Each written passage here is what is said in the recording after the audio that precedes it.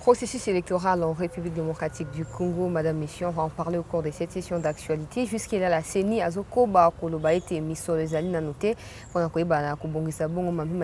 élection, alors que Etikalika a 1 an pour tout le Koko, un délai butoir aux constitution et les autres définir. Donc, il y a une actualité na biso bande ko balandi chancelier la news. Bientôt, le gouvernement Samalouko va totaliser 1 an. Alors, pour vous, qu'est-ce que vous retenez de positif en dehors de détournement et beaucoup d'autres projets qui sont inachevés dans le gouvernement Oyo? Donc, il y a une chancelier la news au cours de cette session d'actualité. Le ministre de l'économie est visé par une motion dans la Assemblée nationale. Donc, il y a une révélation au cours de l'actualité. Il y a une chancelier la news et puis il y a une sabongo na moko pe misusu ya ba sujet maito bongisi kat na wesika pona bino ba yebolanda kabiso na chaîne Oyo pona kolobela masolo ya ngonyo soto ya pona bino mona mboka Chris Mukendi, secrétaire national adjoint chargé à propagande ya AFDC parti ya mona mboka Bahati Lukwebo bombote na yo. Mbote mama chancela, mbote na balandi nyoso. Merci pour la invitation. Merci pour la disponibilité. Alors, il y a un détour na obeta masoto ba na ministre de l'économie de Chris Mukendi. Toyo ki mo ba nungu que motion ezali en gestation contre ministre de l'économie na kati ya likamoko ezoko opposer ye na balibanais ko éclairer biso problème ezali nini avant to zwa mozindo na yo. Merci bien mama chancela. Oyebi mboka nyoso tambola na mibeko na yango. Na cadre ya mibeko biso toki kopekisa député national tasa mosala na au constitution et PCA règlement intérieur assemblée nationale et PCA sala. Mais ils ont ba pratique morte dénonçaki na période de Kabila auto za benga ba motion alimentaire. Motion alimentaire ezali député moko akiri ko solana bato ba PCA mbongo pour aya ko ko sa ministre moko. To député azu initiative na moko ya sala motion à lokuta sima ke ne senga ba mbongo pa ba ministre. Il y a une motion alimentaire. Na ka o tozana ngo lelo ya motion oyo bazako sala motion de défiance contre ministre ya économie. Et ça en réalité que le ministre de l'économie azako imprimer leadership moko na ministère de l'économie o ils ont sala que ezako cha en mal ba libanais oyo basakapara na économie ya mboka na biso. Balibani bazana ba secteur nyonso ya vie nationale na kati ya mboka na biso bakanga biloko na biso na ba nini ba magasin ya minene awa na Kinshasa bakanga ba pâtisserie ya minene balibani bakangi ba immeuble nyonso ya Kinshasa donc baza ko sala na ba auto bengi ba blanchiment d'argent ebele ba futaka taxe te ebele ba futaka impôt te baza ko travailler kaka sur base ya corruption. Lorsque le ministre de l'économie a commis na esika bandeko wana ya balibanais o basimbi économie ya mboka na biso bakei ko corrompre ministre de l'économie ba proposer 100 millions de dollars pour que ministre de l'économie a faire taire ba dossier nyonso oyo eza ko senga ke bango ba futa mbongo na kesa l'État. C'est que ba dossier ngo eza ya ba millions ebele oyo ko proposer niveau ya 100 millions ba dossier eza ya ba mbongo ebele oyo balibanais faut ba devoir na kesa ya l'État.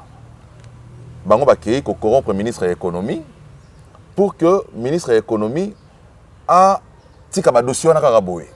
Bango ba continuer mosala na bango ya corruption, ya ko yiba mboka, ya ko piller Congo. Ministre de l'économie alobi te. Ngana ko sala mabe na mboka na ngai te. Nakoki ko sala te que bino bozwa bomengo na bino na sima ya peuple congolais, na misère ya peuple congolais. Ministre de l'économie a boyi ba proposition nyo soana o ya corruption o ya misolo ba elaki aboyi yango so ba libanais ngo ba bi bon so faut trouver mécanisme o ko sala que to sotise ministre de l'économie on il faut longwa mécanisme yango ezali nini ezali mécanisme parlementaire to luka député moko to pesa ye mbongo pour que basala initiative aluka baninga na ba député mosusu bakabola mbongo ndambo pour que ba quoi est sa ministre de l'économie? Yango motion et salami oyo, motion à défiance. On est là. La procédure est belée dans l'Assemblée nationale. Et zalaka quand mususu bosali nan basala ko ba benga motion ba motion est belée. Na cadre de contrôle parlementaire, boyiko sala ba benga ka interpellation boyeko sala nini débat oral, question orale avec débat, on va bien question orale avec débat. Ministre Aye pour la question orale avec débat a expliqué bino maïbazi comme ça là. Mais t'as là député Oyo. Bango va sauter question orale avec débat, bango va sauter interpellation. Bakem balamoko na motion de défiance. Donc motion de défiance c'est années. Motion de défiance c'est ngolo baké, il faut ministre à Longwa. Mais bino bozo longo la moto. Boningi longo la moto, boyo qui était. Donc normalement bah député au basu initiative Oyo, au lieu de la pétition, il fallait qu'il auteur il y a motion à ça la question orale avec débat où ils ont permettre que le ministre aille devant l'Assemblée nationale à expliquer à l'Assemblée nationale ce qui se passe. Mais bango le roi basu mbongo ya kanyaka. Ba yibi mbongo ya kanyaka, ba laisser bango mbongo ya kanyaka, moyen ba kende na procédure au wana ya question orale pour avec débat égalité. Baké mbala moko na motion de défiance pour na kosenga basa la pétition balongo na ministre économie to koye ba kombo ba député yango ozotanga ba réseaux sociaux oza mokonzi ba réseaux sociaux na kotanga uma moto awate mais boye ba que motion esem na assemblée nationale contre ministre économie ba député na bazoli yango $700,000 ba député o basali motion wana ba député ka au peuple a voté nde ba kaka o bo vota ki wana ba député ka o wana na ba député voté na ba député nommé hein o baza intérêt un peuple za pona bangote intérêt à peuple les likambo na bango te bango bakeko lugane mongo ya kanyaka ozomona donc ba député o wana bazui $700,000 pour na kosala motion ya défiance contre ministre ya économie o yazali ko bundisa ba libanais baza ko yiba mongo ya peuple donc il reviendra maintenant aux Congolais bayeba donc $700,000 wana combien de députés ko sala mandenge nini bazui $700,000 ba pesi moto wana député wana $700,000 pour kabola na 100 députés nationaux Yesikoyo, au lieu de ça, 7,000 la moto bateau 100, après si 5,000, après si bateau 70. Ça veut dire que, nakati ambongo ba pesi yepe ayibi lisu ba député mosusu. Akoti mo mbutu. Akoti ayibi. C'est que quoi abouti te alors. Te, wana eza père de manche mosusu. Mais biso je pense que ba député na biso ya union sacrée oyo baza ko tambola sous oleta mokonza mboka oya boy corruption nakati ya mboka. Oza ko telemela ba pratique ya ba motion alimentaire. Je crois que ba député union sacrée bako kende la démarche au wanate et quand il y a une assemblée nationale mais bako rejeter et puis il faut rebimisa député wana na poissa pour le peuple congolais aïba ba député voter à l'union sacrée alors asa au moins na union sacrée eza bato musu ba kota na kati union sacrée mais ba sincérité té obi bato musu za union sacrée aza moto ya Moïse Katumbi obi ke Katumbi azoba ke azoba mikolo nyonso ke ya repartager bilan na Félix Tshisekedi té alobi yango tango zo mona ba grève eza na kati ya na grève na OGFREM ministre ni aza na OGFREM aza ministre ya transport eza ministre ya Katumbi na esupe loko na professeur ba professeur baza na grève bazo tangisa te ba étudiant baza ko tanga te ministre aza kuna ezali ministre ya nani ya ensemble mais bango bazo ba repartager bilan na Félix Tshisekedi te donc ils ont reçu la mission bato wana ya ko bebisa mandat Tshisekedi pour que ba partager bilan au wana te baloba biso mandat etali biso te alors que na ba poste wana nyonso ba ministre bazana ezali ba ministre ensemble donc de la même manière bazo sala na kati ya gouvernement bazini ba memape ba même pratique na assemblée nationale pour na ko bundisa ba ministre o bazali ko travailler na vision chef de l'état donc yango biso tozali ko dénoncer ba ndeko na biso ba députés nationaux je pense que o bazali na crédibilité o bazali ko tamla na vision chef de l'état ba ko rejeter motion à défiance o ezali ko kende na ko teka lokumu ya Congo koteka lokumu kita ya mboka na biso pour na profit ya ba libanais o bazé ko faire souffrir peuple congolais. Ndeko Chris Mukendi ba révélation zo opesa oyo zo tia mwa manini mingi na nzoto ezo poussa biso to mituna est-ce que union sacrée za qui vraiment créé pour na ko résoudre problème ya ba congolais pour to yebi que économie eza détenue na ba étranger. Comment on a été ministre kazo ko bunda pour récupérer économie ezonga maboko ya biso moko mais ba député sous na kati ya union sacrée ba komi côté melaye c'est que union sacrée ngo vision eza na nucléaire te to ndengeni. Mais au moni ba topé belé bazana ta union sacrée na ba travail bazape ba partenaire économique ya ba libanais wana. OK. Ils ont été dans des mines. Ils ont été dans le commerce belé na tamboka oyo. Baza ba ninga na ba libanais wana. Donc ba intérêt na bango moko peza na kati ya masolo ezako salama. Donc yango baza ko bundisa mosa ezako salama. Mais na bandi que union sacrée ezaki mbela o mokonzi ya mboka a salaki na peuple congolais pour na ko résoudre problème o ezaki ya blocage ya libala ya liboso ya FCC na cash. hein, à fongola qui ba écouter union sacrée pour leur permettre que motonyo so o bongo la motema et ça la moto aye na bokonzi nzambe te o tobali masumu na yo ndimi ke non ça qui mabe mais siko ndimi o changer etamboli omoni o yesiko na kati ya église on tambola na vie ya sika mokonzi mboka apesi bandeko na confiance babi OK to tiki makambo ya mabe mais tomoni que conversion na bango ezaki sincérité bato mosusu na kati ya union sacrée donc bakoti na kati ya union sacrée bamemi kaka mai o bandeko kosala kala na ngambo okuna oyo mokonzi ya mboka ntango azalaki na opposition abandeki kobundisa ozomona donc il reviendra maintenant na mokonzi ya mboka na baperspective nde toza koyoka ke non remaniement ezali koya lobi il faut basala bapublication ya liste ya bamandataire il reviendra na mokonzi ya mboka atala bato oyo nini baza kotravaille na ye na sincérité oyo banani bakotaki ne na kati ya koyiba mpona kolukaka kozwa bapositionnement a déterminer mpo ayeba na suka ya mandat na ye akosisa mandat na ye na nani et puis ntango asisa mandat ya liboso ayeba ke baoyo bakoakompagne nga mpona mandat ya mibale ezali baoyo mosusu bayaki awa nde mpona koluka kozwa bapositionnement bayaki koluka misolo bayaki na bango mpona kosunga peuple congolais te donc il reviendra au peuple congolais au président de la République de se déterminer en rapport avec tout ce qui se passe au sein de l'Union sacrée. Ndeko Christo zoko bana yo na luta ko bango na introduction ngawa ete gouvernement zoko kokisa une année mi komizali koya yo déjà to link koyeba eloko nini oya malamu o énumérer vraiment hein par exemple eloko ba bundisi yango ba réussir projet boyelongi parce qu'on a vraiment l'impression que ndenge ba ya déjà programme na bango il y a plus de 300 grandes lignes à 10 grandes lignes à Pamba et si ça nous réaliser est-ce que ça valait la peine qu'on consulter peuple pour na ko créer gouvernement ou ezo ko répondre té na ba attente ya peuple wana. Merci beaucoup maman chancela Tchala pardon. Oyebi que gouvernement et union sacrée na koksi nanete. Mokonzi mboka posa ko créer union sacrée ezalaki pona ko oyeko aider à réaliser effectivement la promesse de la campagne. Parce que tout le monde qui mikakatanezalaki na libala ya liboso na famille politique ya Kabila. Yanga bomaki libala pour ça la libala sika. Ça veut dire que tant qu'on va lancer sikoyo ba projet à partir ya présentation à programme ya gouvernement Sama Lukonde il faut la population baye ba que na kati ya programme à gouvernement ezara ba programme o ba programme à court terme. Normalement, programme à court terme, ils ont de 0 à 1 année. Il y a un programme à court terme.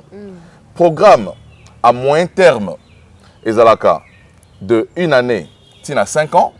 Programme à long terme, ils ont de 5 ans à l'écolo. Donc, le gouvernement, ils ont un programme, programme à court terme. Ils ont un programme, un projet, ils ont à moyen terme. Ils ont un projet à long terme. Il y a une perspective 2030, 2035. Là, ce sont des projets à gouvernement à long terme. Mais les projets à gouvernement à court terme, ils allaient se réaliser. Donc, il faut que la population, avant tout, quand on a 4 salama, il y a projet et aussi la temps où à 2023. Le projet aussi là avant 2023. Le projet aussi là à 2035 parce que c'est un projet à long terme. Les projets alliés belé, notamment construction, il y a port en eau profonde, il y a banana. Ça, c'est un projet qui n'est pas un projet à court terme. C'est un projet qui va faire bénéficier Namboka, Bambongo et Belé. Ils ont la capacité, il y a plus de 100 bateaux. Ils ont accosté na port à banana.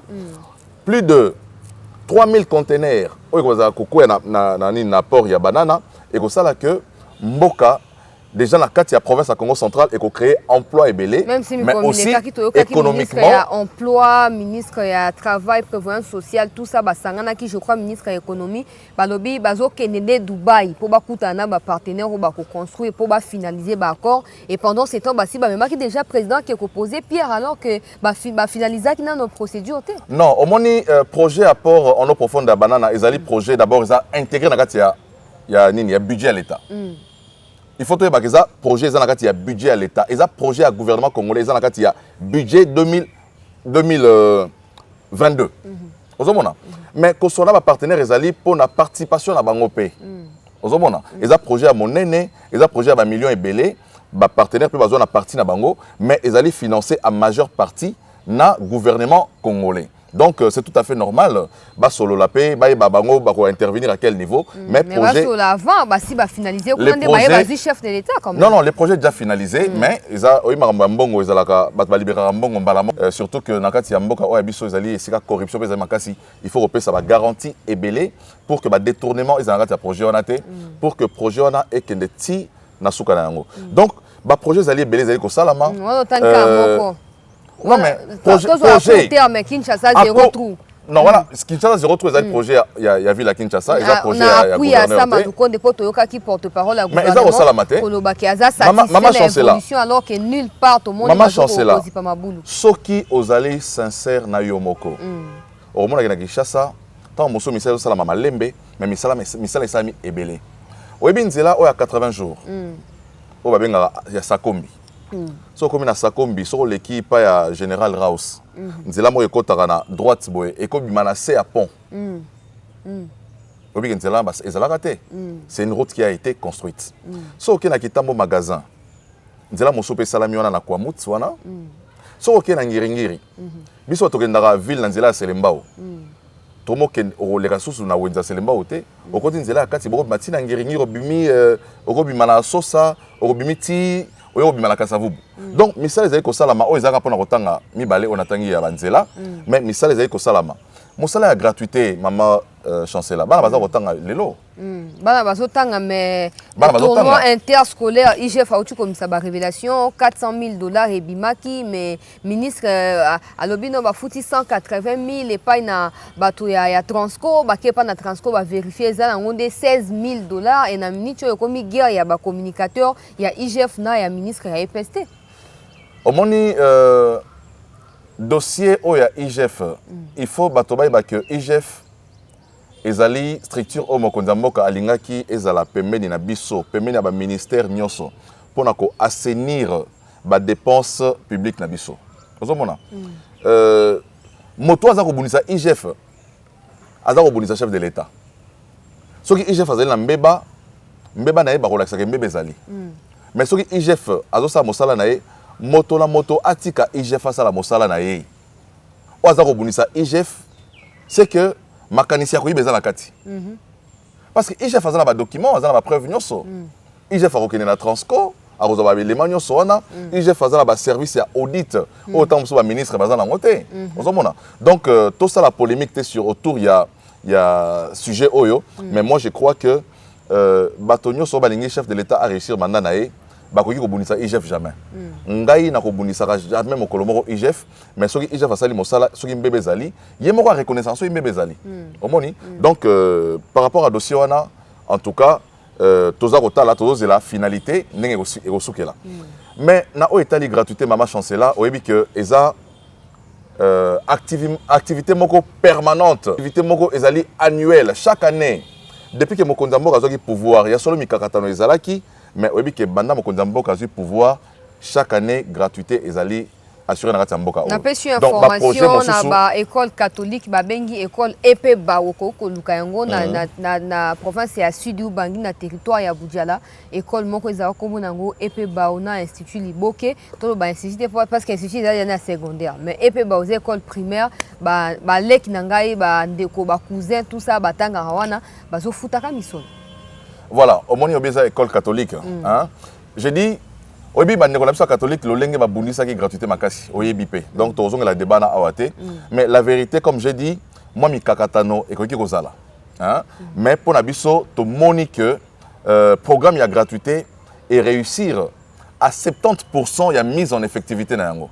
C'est vrai que na bangambo mosusu il faut rebongisa ko améliorer ministre et enseignement il faut rebongisa salaire à enseignant et ça peut rebongisa matina province oyebi que na province dans ma province mosusu avant gratuité zala effective bato bané ozami solo ya salaire comme même pas 100,000 francs congolais mais lelo na ba province avec gratuité bato baza ozama mbongo ezali eza plus de 240,000 francs congolais dans ma province awa na Kinshasa baza na pratiquement 400,000 francs congolais ozomona donc gratuité ya solo ba difficulté zalaki mais et apporter ya mingi na kati ya mboka donc il faut to reconnaître ozeko salama Félix Tshisekedi asali nyonso te mais misala ozako salama ndambo moke lolenge na otolo ba aba ba projet monsieur ezali projet à court terme projet monsieur ezali à moyen terme projet monsieur ezali à long terme na ba projet o ezali à court terme o ezali salama il faut salama ezali ko salama o à moyen terme ezali ko salama o à long terme pe ezali ko salama mais ba résultat nango to komona yango soki comme na suka ndeko Chris Mukendi programme ya 145 territoires to moni ba députés provinciaux mokonzi mboka sangisa ba omi komileka kiawa pona ba s'approprier projet wana pona exécution na ndenge ya malamu penza ndeko Chris Mukendi ba députés nationaux bazali na plus de 30 mois ya ba arriéré ya ba salaire na bango to ba émolument na bango nde ba mesana ko benga bato ya bongo bazana na kati ya difficulté ya kolia ba mususu ba uti ko benga na bango na ba hôtel bisika bafanda kina kisasa awa boko associer bango na programme wana est-ce que boza sûr que moto azana nzala soki bali babi bon to kata mois parti to sala boyeboye moto na ko s'opposer alors que yemo lumeza vide. Non, je crois que Bazan en retard à 30 mois, c'est trop exagéré. Toza baninga bazaba députés provinciaux, toza baninga ba ministres provinciaux. Je pense qu'information est alliée à l'Okuta. Je ne peux pas comprendre qu'un député provincial a 30 mois de retard à salaire. Même un fonctionnaire n'a pas de retard au Wanate. C'est pas dramatisé alors? Non, c'est de l'exagération. Il y a intoxication. Mais je crois que au moins le programme, il y a développement à 145 territoires. Et un programme moko noble pour la mboka na biso. Mais oui, ko sala elo côté na kati ya ndako ya moto sans que moto na yeba lingo sala ndako na e. Yango premier ministre sous l'impulsion chef de l'État, sur na ba assemblée ba ministre provinciaux pour na ba s'approprier ma lingo sala na kati ya ba province.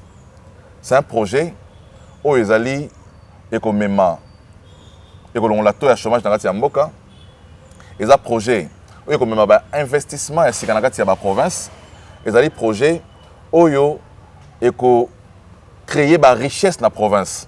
Donc on ne peut pas qu'on ait ça dans la province sans pour autant qu'on associe bateau bazali ba premier bénéficiaire il y a projet wana et ça population il y a ma province où ils allaient représentés par les députés provinciaux. Donc il fallait qu'il y ait solo là parce que les députés provinciaux peuvent avoir besoin réel de la province. Biso to vandi na Kinshasa awa na kola mukana tongo moko boyete na lobi na kei na territoire moko na kati na Sankuru pona kende kotonga tant musu forage. Tant musu kuna posa na bango zali forage te posa na bango zali hôpital. Posa na bango tant musu zali école. Donc il faut bazala associer pour bango ndeba ibisa membre du gouvernement na 10 millions bocheli biso awa pona étape à liboso.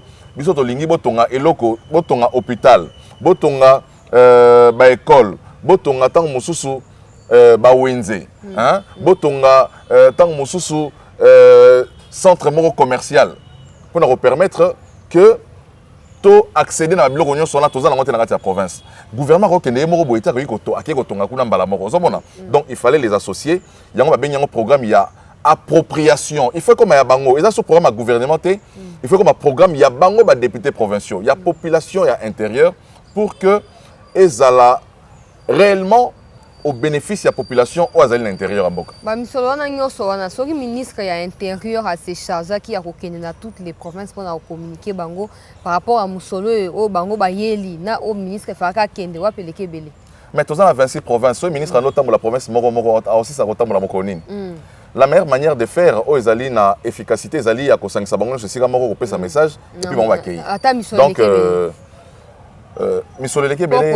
Na bango ba hôtel na bango billet ba ya ofelete hein. Non mais l'État a un moyen ou à salara que ceux qui ont organisé l'activité neti owana, ils ont la prise en charge, ils ont assuré. Donc ceux qui ont quitté, à un temps sur benga bango te, tant à sangisi bango, je crois que après voyez qu'il réunion sowana. Et ça rencontre il y a 2 jours, je crois. Donc, pourquoi qu'on s'appelle les députés nationaux? Tu peux pas être élu du peuple. Bon, au moins, les députés nationaux, c'est genre sur la Kinshasa. C'est vrai que baza net sur vacances parlementaires et alité, baza Kinshasa tous les députés nationaux sont à Kinshasa. Mais les députés provinciaux sont en province. Et les députés provinciaux bavant dans la population mikolonioso. Les députés nationaux, les sièges des institutions, c'est ici à Kinshasa.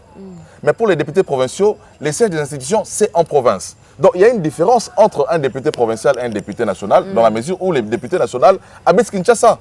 À la province, pour la période de vacances parlementaires. Mais réalité, réalité, on a période. mais justement, mais mesurer ampleur nango te na même dimension na député provincial o avant na batouan mikolo nyonso o ba ko beta porte lupangu na mikolo nyonso o ba ko senga kisi motaza ko bela mikolo nyonso ozomona. C'est ça la différence entre un député provincial et un député national. Les nationaux sont avec nous ici à Kinshasa, mais les provinciaux sont là-bas, là où il y a de vrais problèmes de la population. Donc il était tout à fait normal que baza bangonde baza l'associé, mais je crois que sénateur peut bazali associé parce que sénateur ne bazali émanation à ma province ici au niveau national.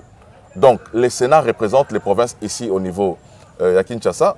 Donc je crois même si l'Assemblée nationale est allée sénateur Denis Kambayi ou à lobby azo senga suppression ya l'Assemblée provinciale parce que zo ko zoabe misolo ya ofele ya gouvernement mais ça kapena misala ya malamu te.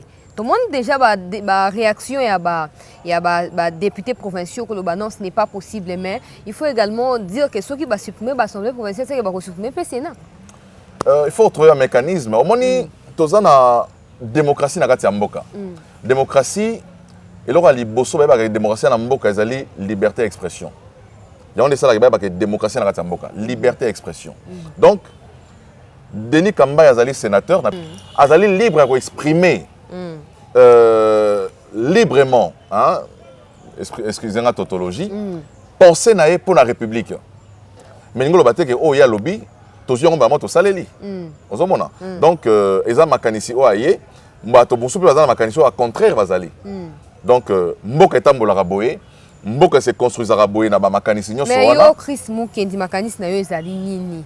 Makanisi na yo ezali parce que ba province banda démembrement ça ma to éviter to ébi vraiment te développement nini oyo ba député provinciaux ba imposa kana niveau ya ba province na bango à la différence c'est année tozaki na 11 provinces. Au moins nga makanisi nga kozonga tant mosusu mosika na o etali découpage to salaki. Moi je considère que toleka ki mbango de 11 provinces à 26 provinces. Au moins même na période de Mobutu tant on a ça découpage. Mobutu a salé un découpage moko. Il y a province, il y a Kivu. Il y a province moko ensemble. À Kati, comme Nord Kivu, Sud Kivu, na Maniema. Mais il y a province moko de Bandel. On pouvait aller comme ça, progressivement, parce que la province nous a créé, et ça viable était. Et ça, l'Assemblée provinciale nous a siégé dans l'église à Batou. Ouais, na Kasai kuna. Bazan la biroté. Mais aussi, il faut dire, la vérité c'est que découpage de Salamaki à la va-vite pour la Nini. Kabila voulait en finir avec Moïse Katumbi. C'est ça la vérité. Ok. Lorsque Katumbi a commencé à roter la Kabila, Kabila a trouvé un mécanisme il y a Katumbi comme gouverneur. C'était le découpage. Alors, ma province, comme c'était aussi constitutionnel, il a profité de cette brèche-là dans la Constitution pour que, mise en place, il y a 26 provinces et comme effectif, mais au départ, on n'avait pas préparé les provinces. Mais parce qu'il voulait en découdre avec Katumbi, pour un conflit à Bangomi Balé, pour un conflit à Bangomi Balé, pour un conflit à Bangomi Balé, découpage de Salama pour régler le problème à Katumbi. Il faut que lelo. Ok. Donc il fallait que l'on comme gouverneur à Katanga, donc Bakati Katanga est commis 4 sur 5. Moi, je suis gouverneur de quitté, bah nommé commissaire spécial. Azaki capable d'être au la Katumbi, tout problème est avec de Christ, tout le monde est na ba information. Bon, na habité ba mécanisme ezali, o ezali tant mususu par règlement intérieur pour l'on laé, mais à ça là qui o abenga subtilité. Anya la que ça ezaki démarche ezaki o wana. Mais la vérité c'est ça. Okay. La vérité c'est qu'il fallait que l'on la Moïse Katumbi, mais que l'on l'a na ndengeni ba ba que to sala ngona ndenga bras de fer. Bon, ok. Comme la Constitution est prévoir que tous les cas dans 11 provinces, na 26, tout activer disposition Constitution. Nommer ma commissaire spécial, ma province, lié. Donc voilà. Mais aujourd'hui, nous sommes en train d'en payer les prix. Et ça, ma province, c'est ça la difficulté. Les plus de 14 provinces, plus de 14 provinces, il faut ça, l'élection qu'on a. Instabilité dans ma province. Donc, moi je crois que il fallait que progressivement. Il y a des provinces où ils ont une viabilité, où ils ont une structure de base D, des provinces où ils ont une structure où ils ont une administration égalité, mais la commission de la province, aéroport égalité, pour la province, il faut que dans l'aéroport à province, mosusu, si mon côté kuna. Banzela mala mozalité. Donc, voilà, imaginez des provinces, mais dans l'aéroport. Donc, infrastructure de base égalité. Donc, moi, je pense que Tokendagi nango mbango makasi. Je pense que sénateur Denis Kamba et Peter Moussazo Banza Bongo n'a habité, mais na lobby Mboka et Pemaka na liberté d'expression. Motola motaza makanisinae ako lo bayango yango sala ke Mboka etongama. Avant tout ce sujet à Soukande Chris Mukendi, et là qu'on nini mécanisme nini sengeli kotia autour il y a exécution il y a projet il y a 145 territoires pour éviter bah détournement enrichissement illicite. Mécanisme, je crois que tant mon sous non aujourd'hui libako autant un projet à 145 voilà ils ont la 56 pages. Tout à fait. Donc le projet a prévu de mécanismes aussi à contrôle. Pour ça là que mais qu'on pratique avant qu'on pratique il faut comment. Même si tu pratiques avant qu'on pratique il faut comment. Qu'on prévoir yango. Je crois bah mécanisme à contrôle les alliés et belé dont notamment IGF a accompagné le projet Oyo, mais il y a d'autres mécanismes de contrôle. À niveau, il y a un ministère qui a accompagné, même à niveau, il y a un territoire. Hein? Donc, je crois que le projet est vraiment très bien réfléchi pour que tout trouver un détournement que bon le projet Oyo et servir véritablement na besoin aux ezali ressenti dans la province. De Chris Mukendi parenthèse muke tout le monde qui Willy Bakonga pour siéger dans la session parlementaire au mars tout le monde qui na ouverture mais avant limoa wana to ka ki ministre ya justice kolobake azo rechercher Willy Bakonga mutongo so ko mona ye apesa ye information mais ye wana ye a siéger ministre amoni était eleki ndengeni. D'abord polémique autour il y a présence ya Bakonga na kati ya plénière à l'Assemblée nationale. Il faut relever équivoque moko. Bakonga n'est pas venu à l'Assemblée nationale comme député, parce qu'il n'est pas député. Les séances plénières de l'Assemblée nationale, ils ont des séances ouvertes au public. Donc ça veut dire que Motonio Soyo est la plénière de l'Assemblée nationale.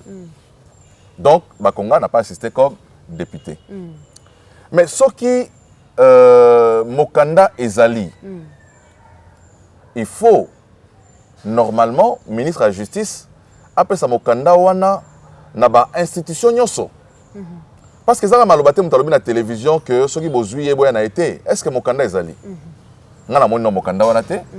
Ngana ko défendre jamais Ndeko Willy Bakonga parce que Azaï condamné pour 3 ans en prison, mais elle s'est retrouvée liban dans le mécanisme, toujours comprendre tête lelo.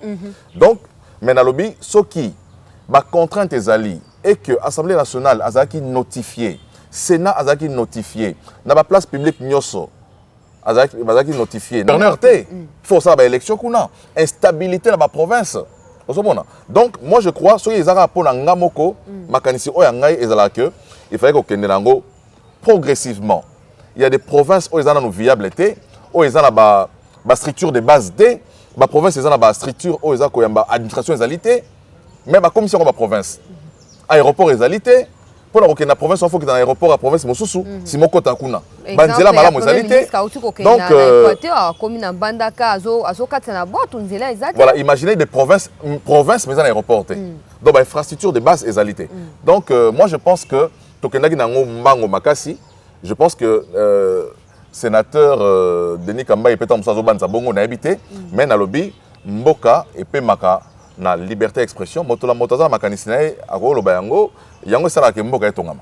Avant tout ce sujet à Soukande Chris Mukendi, et là qu'on nini mécanisme nini sengeli kotia autour il y a exécution il y a projet il y a 145 territoires pour éviter bah détournement enrichissement illicite.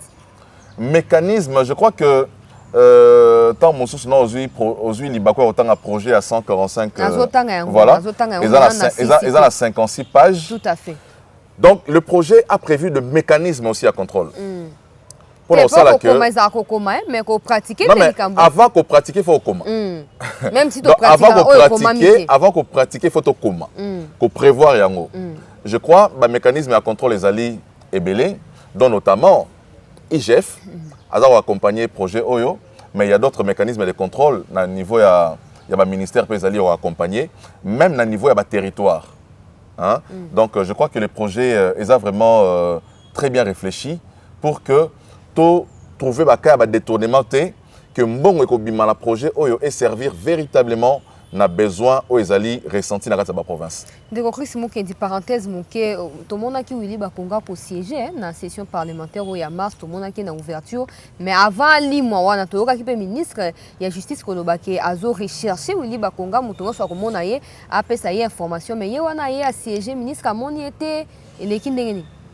D'abord, polémique autour de la présence de Bakonga dans la plénière de l'Assemblée nationale. Il faut relever équivoque Moko. Bakonga n'est pas venu à l'Assemblée nationale comme député. Parce qu'il n'est pas député. Les séances plénières de l'Assemblée nationale, ils ont des séances ouvertes au public. Donc ça veut dire que Motonio serait dans la plénière de l'Assemblée nationale. Donc Bakonga n'a pas assisté comme député. Mais ce qui Mokanda ezali, il faut normalement ministre de la justice après ça Mokanda wana na ba institution nyoso.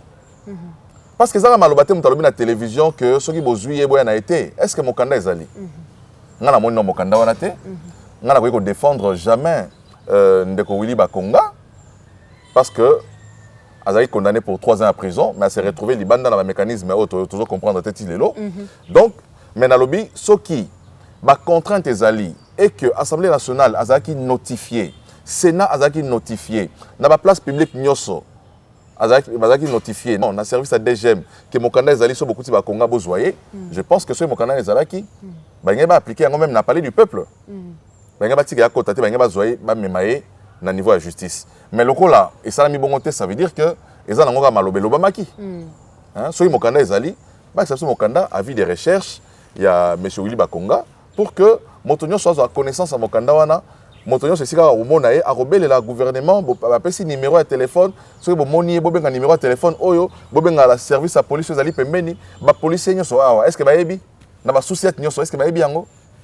Donc je crois il faut ce qui message à bon ezali, ils allaient vraiment vulgariser pour que Motonio soit au côté de mon hôtel, il faut remettre à la police. Donc Chris Mukendi Willy Bakonga abimina ba situation toujours oye batendenge moko lobia ati lelo dossier ya Bukangalonzo inachevé mais sénateur Matata n'a pas le droit de sortir en dehors du pays même pas à l'intérieur du pays parce que récemment on a communiqué à Zoloba ete alinga kene matanga ya lek na ya mwasi na Lubumbashi mais ba pekisi akoyi ko kende kuna te ezali ka Matata ye moko te na kati ya dossier moi ba dossier ezali ebele ya ba inachevé de gauche à droite est-ce que biso pene faut continuer ko croire na justice ou ya mboka na biso? Au moins, justice à Mboka Nabiso, ils ont mis Kakatano Ebele. C'est vrai que pendant la période, il y a Kabila, justice à Mboka Nabiso est ligotée. Justice est paralysée. Ils ont ça à Mossala à mon côté. Mais avec Félix Tshisekedi, justice c'est ça qu'on met à la Mossala. Vous savez, tu as dit que Mossala, vous allez payer parfait. Et à parfait, mais ça qu'on sala moins d'âme à Mossala. Mais la difficulté, tant que vous allez au niveau de l'organisation de la justice en gros. Mais aussi, ce sont les mêmes magistrats qui travaillaient à l'époque de Kabila, les mêmes qui étaient corrompus à l'époque, le même qui trichaient à l'époque, les mêmes immoraux de l'époque. Donc, tu changes le régime, maintenant, nous acteurs avec les mêmes comportements. Maintenant, où est le dossier à Matata Pogno? Il a été devant la Cour constitutionnelle. La Cour constitutionnelle à lobby a se déclaré incompétente parce que sur l'article 163 de la Constitution à Mboke lobby que Cour constitutionnelle a Rolandagaka premier ministre en fonction, président en fonction. C'est ça la faiblesse de la loi. Mais a se déclaré incompétente à lobby que Matata est innocent. Et là où Matata comprend d'être un la Cour constitutionnelle a lobby que Matata est innocent. La Cour constitutionnelle a lobby que y cour azali incompétente. Ça veut dire que le dossier de Matata n'est pas clôturé. Si le dossier n'est pas clôturé, ça veut dire que azali non justiciable. Mais devant juridiction Nimikasi. Mais justement, c'est comme ça que moi je soutiens la révision de la Constitution. Parce que si on révise la Constitution, même l'article 163 sera révisé pour dire que et les anciens présidents de la République et les anciens premiers ministres sont justiciables devant la Cour constitutionnelle. C'est en cela que la révision de la Constitution est importante parce que la Constitution a faiblesse et belée. Mais voilà, Donc, je crois qu'il reviendra dans la cour Mosusu parce que le dossier Matata n'est pas un dossier clôturé. Tous les services, il y a immigration, il y a DGM. Bazwa mokanda ya justice pour na savoir que Matata wi ko bimate. Mais Matata peut tant azoninga akende ko matanga ndeko na ye. Mais tant on a sénateur pour bima fausse nini. Il faut autorisation de sortie à Sénat. Mais visiblement, hein, en tout cas, tu as évité ce problème. Et ça, la mokanda mon côté. Yena mokonzi à partir au Zali secrétaire national adjoint courant zoko légate. D'abord, et ça la mokanda mon côté. Oh Matata a commis la bureau à Sénat pour avoir savoir que azo kene matanga ba pese autorisation de sortie. Mokanda n'est peut-être que que beaucoup répondre parce que déjà attitude du président et Sénat quand ta micro to pese malobate. Et ça que aux a intention que ba repesa ngate na sala tete. Yo faut sala yango. C'est ça la procédure. Motonyo c'est si ka sala ka ko bimakisha sa te a kene na kati ya province sans ala na feuille de route, sans ka ala autorisation de sortie, sans ka ala na ordre de mission. Matata est sénateur. Le service sur la DGM, tant que Bamonier aïe, Babi Kazali sénateur, Barotouna Mokanda Moko, autorisation de sortie Zali Wapi. Si vous avez un côté, Baroson qui soit Papa Zonga, autorisation de sortie Zali. Donc, il y a ça qui est Zali, il y a ça la victimisation, il y a ça la populisme, il y a ça la diabolisation. Aïe, Baki qui soit accueilli à Robimate, pose la Mokanda, on a été Robimane Nini. Maman, yo qui n'est pas tous en passeport au Kenenen. Est-ce que sur les gens motomora qui n'a pas sans passeport? Les documents au wana, il y a le passeport, ils allaient laisser passer na yo. Si vous avez présenté, vous avez retiré au bima. Mais attention, vous avez un mokanda wana au Sénat ou un boy. Dans la mesure où mokanda muso la justice, ils allaient bien au bimate. Na mokanda ya Sénat, na la justice, ni negoleka. Mokanda ya justice negoleka te. Attends, ma pétition mokanda va sur bon autorisation de sortie non yango kende. Mais si vous commis na porte wana, il y a aéroport place il faut bima. Ba service à DGM bazape na mokanda oya bango ba notifier bango ba bisa bango na justice babi ke moto oyo abimate moto oyo mosusu abimate o pa bimate bimate ata bureau ya Sénat peso mokanda obima obimata donc voilà ndeko Chris Mukendi tokei na processus électoral mais oyebi madame moko komona Ruth Bola non ba ote ko kangaye na makambo ya détournement na DGRK à côté prison na makala quelques jours seulement 2 millions de dollars seraient détournés par la dame mais quelques jours il y a prison ko abimi na prison sans que toye banano pourquoi abimi si mais elle est l'unique candidate à Union Sacrée la province à Maindo. Na s'appelle alors mon lobby obi c'est 2 millions seraient détournés ça veut dire que au émettre réserve que 2 millions ils a détourné té aurait. Ça veut dire ils a conditionnel. Aux assureté que 2 millions on a. Tengana utiliser ka bongo parce que na na donné na maboko la justice à Kati. On a payé par réserve. On a utilisé même expression na yo. Voilà, ceux qui justice à Tamboka, ceux qui que moto a détourné mbongo ya solo. Justice ça mosala ngo. Mais tout ça ko déplorer mikonyo sopé faiblesse à justice na biso. Bato tant muso baza ko détourner mbongo à l'état, mbongo za ko bunga à l'état, bato baza continuer kotambola librement. Et puis ils ont découragé mon salaire, IGF faisait comme ça. IGF faisait mon salaire noble, mon salaire malamu, mais IGF faisait découragé parce que justice a accompagné IGF dans mon salaire, IGF faisait comme ça. Donc, il y a aussi la justice a relais pour que effectivement bato o nyon so bazali coupable, il y a détournement, il y a vol, il y a deniers publics, il faut et si quand na bango ya ko vendre des ali na batoté, et ça na boloko. Processus électoral na mboka na biso to suksa na lombango penza ndeko Chris Mukendi président ya CENI azoko ko bakoloba ete misolo mizali nano te to yoka kima communiquer ki a moi débat kati na yena ministre ya finance mais wana za masolo kala est-ce que lobby lisusu te mi ute koleka akenda soki na église moko ya armée du salut akenda ko prier kuna je crois c'était le dimanche dernier na sorti de quoi ba média bazanga raté alobi le moment venu il va encore communiquer soki mbongo ekoti ndeko Chris Mukendi obstoling to yeba izaka président à l'Akaki élection qu'on a tenue na délai constitutionnel. Ce qui est là, to comme na délai wana, ba élection eza organisé té. Tout ça ni. Au moins ngana ko kenena ba hypothèse o élection salamité. Ngana za vraiment na hypothèse il y a élection et salami. OK. Parce que union sacrée volonté nationale union sacrée zali que élection ça va dans les délais. Donc na yo ba hypothèse o ya likolo ya ninité parce que toza ba tenant ya thèse ya glissement té. Tolingi élection ça dans les délais pour que effectivement to faire respirer démocratie dans la Mboka et plutôt respecter régularité à cycle électoral dans la Mboka. Donc naebi que Denis Kadima lobaki que notre l'équipe a délai au wana sauté. Et puis bah activité nyonso wana oh Denis Kadima pesa biso zali feuille de route.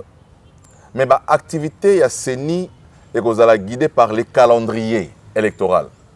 C'est le calendrier électoral qui va reprendre l'étape sur le processus électoral. Et puis, le calendrier électoral est d'abord tributaire. Il y a loi électorale. Denis Kadima la fait de route à l'Obaki qu'il faut Parlement appeler loi électorale dans la session de mars au Tozali. Session de mars, c'est le 15 mars et on s'est clôturé le 15 juin. Donc, ça veut dire que les députés ont pratiquement 3 mois pour mettre à la disposition, il y a Denis Kadima, loi électorale, dans les délais où il y a Tchaki, il y a comme contrainte. Aussi longtemps que Tobino a délai où Denis Kadima fixé qui était pour la loi, on ne peut pas se permettre que l'élection est à la retardée. Non, pas du tout. Parce que nous sommes encore dans les délais. Donc, ce qui est remis au délai, il y a vote, il y a loi électorale, on peut commencer à tirer la sonnette d'alarme pour dire un délai. Mais aussi longtemps que Yemoro Denis Kadima a fait une komaki, a fait une feuille de route na komaki, contrainte il faut loi électorale ba pesa yango na session en mars. Session en mars na lobby et bandi en mars mais aussi en juin. Donc avant le 15 juin, il faut ba pesa mokanda o wana et permettre à organiser le calendrier pour que les élections soient organisées dans les délais. Ndeko Chris Mukenzito Suksa na mokuse penza premier ministre alobaki na biso ke akoorganiser nazaki na salle ya Assemblée nationale tango azoloba zo présenter programme na ya lobby recensement identification ko salama avant tenue ya ba élection soki kutu calendrier nano e bimite zali nano fichier électoral nano za nettoyer te loi électorale nano kutu batindeli CENI te bongo recensement identification ko salama na délai nini pour permettre que élection salama na délai za défini.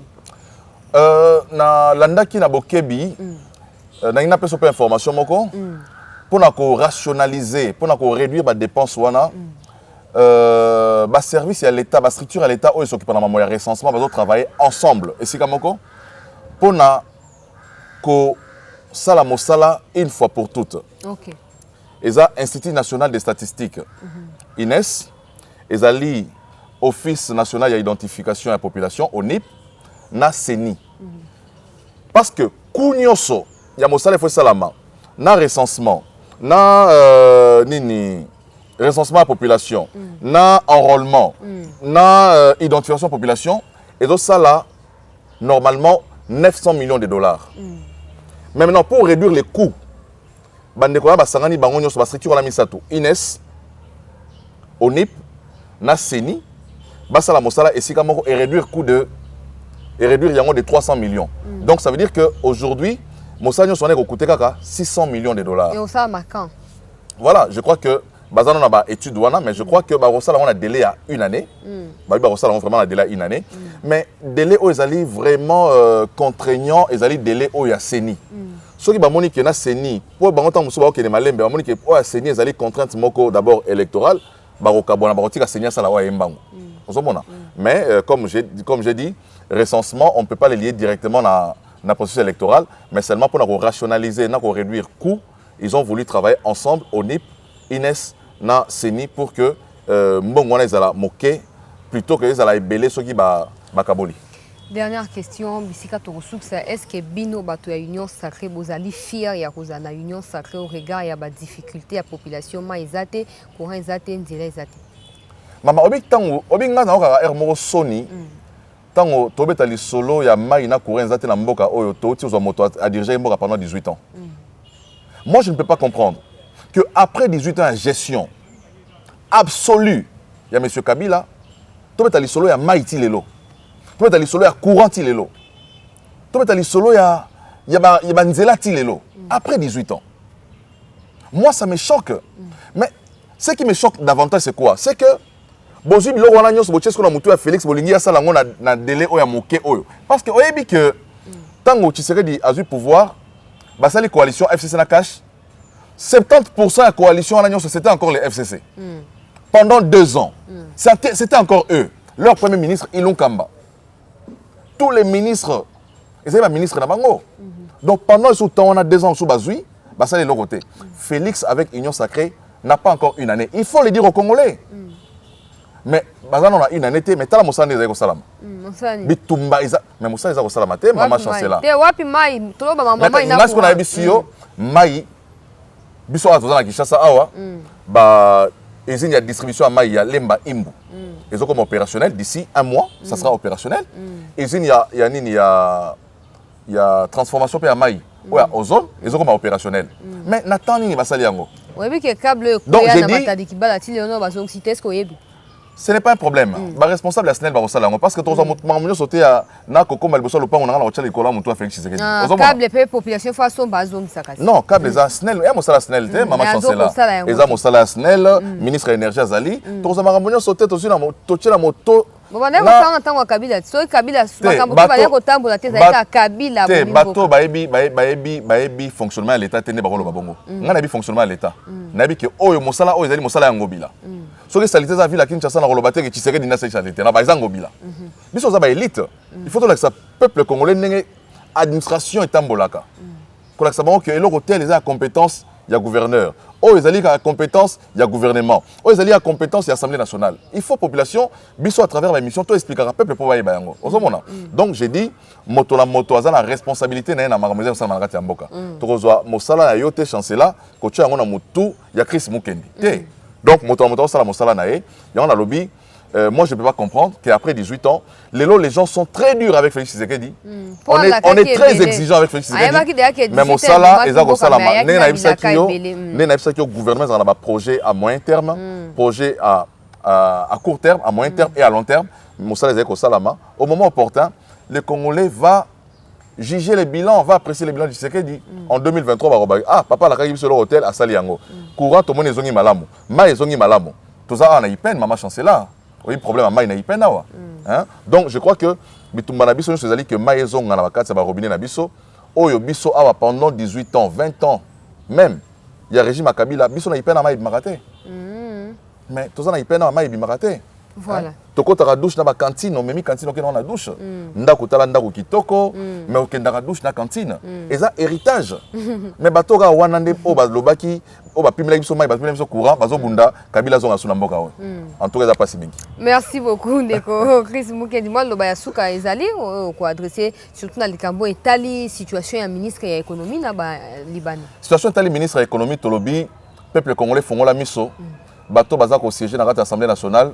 Ya malamu bazali mais mingi pe bazali ba mercenaires au bazala kati assemblée nationale bazo luka mbongo bazo lia mbongo ya ba étranger pour na ko déstabiliser mboka na biso ba les $700,000 pour na ko déstabiliser ministre de l'économie ba boyi ko ça la question orale avec débat parce que permettre que ministre aya a expliquer bango ba ça la débat ba keimba la moko na motion de défiance pour ba lingité à se justifier.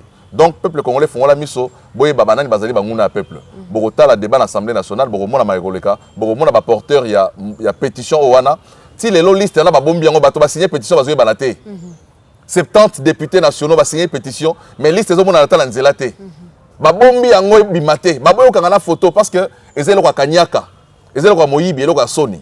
Donc, tokoye babango, je pense que l'Assemblée nationale ba kotanga kombo ya bato nyonso ba signer ki yango tokoye babango.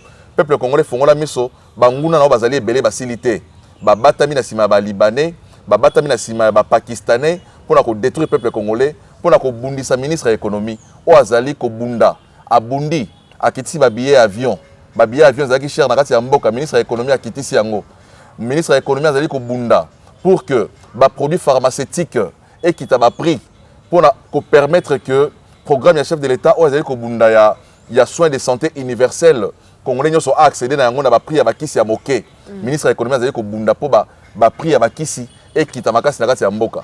Mais bato wana lokola bazali na kati na sima ba industrie wana ba indien ba pakistanais ba komi ko bundisa ye bazui mbongo ba pesi bana ya mboka pona ko bundisa ekolo. Donc bino bo fongola miso ba député la boza ko mona bango 2023 zali koya boye ba ne to sanctionner bango ensemble. Merci. Maintenant Dimingi mon mboka Chris Mukendi, je rappelle que Ozali secrétaire national adjoint chargé à propagande et à parti AFDC et à mon mboka Bati Lukwebo. Merci na ndengo zimayi ko na bongo na mpena bino ba inyo so bozwa ki libaku ya kolanda actualité. Merci na Bertin zala ki sima caméra pour na ko réaliser yango tokutani na mbala ya sima Maton Dimingi.